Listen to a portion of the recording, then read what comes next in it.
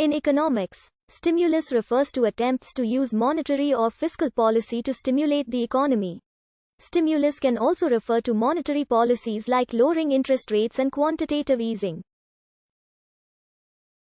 A stimulus is sometimes colloquially referred to as priming the pump or pump priming.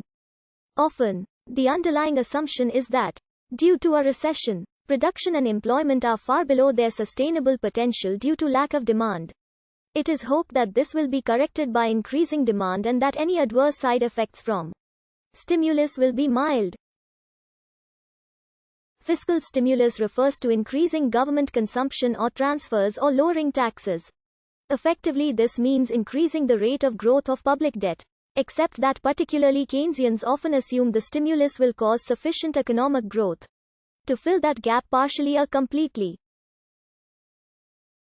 See multiplier. Monetary stimulus refers to lowering interest rates, quantitative easing, or other ways of increasing the amount of money or credit.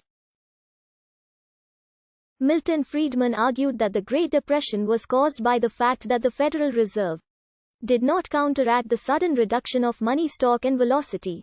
Ben Bernanke argued, instead, that the problem was lack of credit, not lack of money, and hence, during the Great Recession, the Federal Reserve led by Bernanke provided additional credit, not additional liquidity, to stimulate the economy back on course.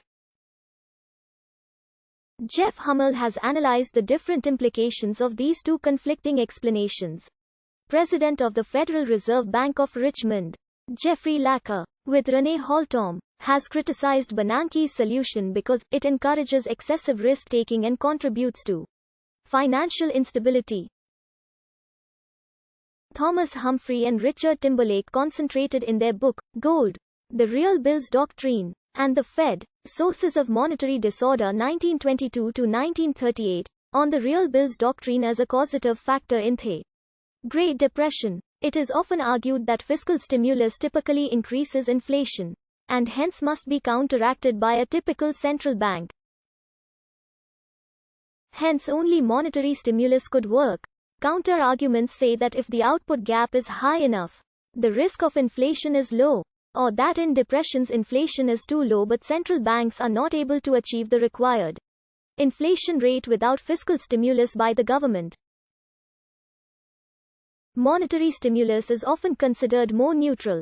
Decreasing interest rates make additional investments profitable, but yet only the most additional investments. Whereas fiscal stimulus, where the government decides the investments, may lead to populism or corruption. On the other hand, the government can also take externalities into account, such as how new roads or railways benefit users who do not pay for them, and choose investments that are even more beneficial although not profitable. Typically, Keynesians are particularly strongly pro-stimulus, Austrians and rational expectations economists against, and mainstream economists between the two. In the 1930s, President Herbert Hoover was accused of pump priming, and President Franklin D. Roosevelt used the term favorably. On March 26, 2020, the United States Senate passed a $2 trillion stimulus package in response to the COVID-19 pandemic, with President Donald Trump's support. On March 11, 2021, President Joe Biden signed a $1.9 trillion stimulus relief package into law.